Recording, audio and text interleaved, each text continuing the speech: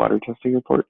And so it's going to start off with some questions, kind of like looking back on phosphates and nitrates, and then it's going to get into your data. So the first one, nitrates and phosphates in lakes such as Jaffrey Lake often come from the following sources. If you are unsure of this, what you can do is look back into our phosphate and nitrate research document.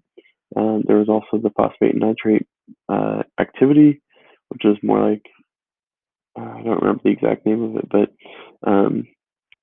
we had those readings. We had the BEDZ and the well, I guess BEDZ didn't really talk about it.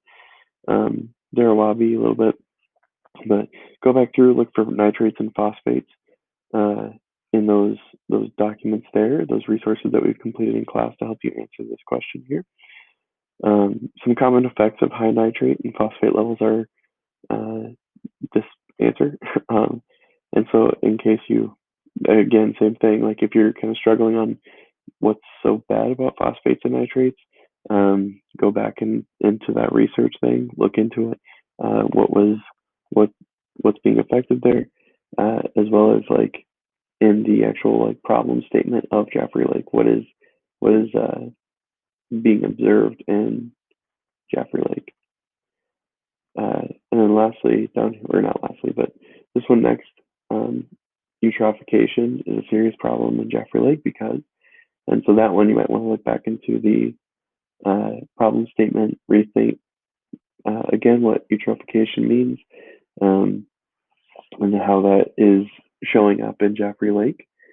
And then now it starts getting into your data. So the AMS Water Testing Corporation, which was your group, has performed testing on 12 sites, and then our results are, and so just here, just looking for you to list that data.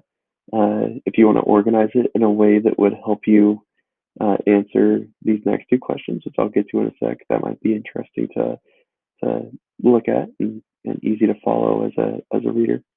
But once you have that data down, the next thing would be to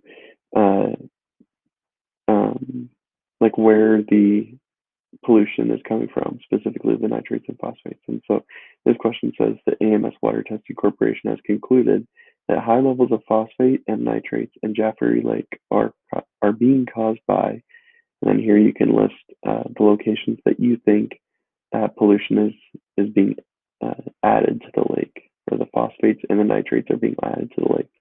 And if these are different locations, let's say phosphate is coming from one location and nitrates are coming from a different one, make sure that you designate what locations those are and how each location is adding to the phosphates and nitrates of Jaffrey Lake. And then lastly, our AMS water testing group recommends the following steps be taken to control the nitrates and phosphates in Jaffrey Lake.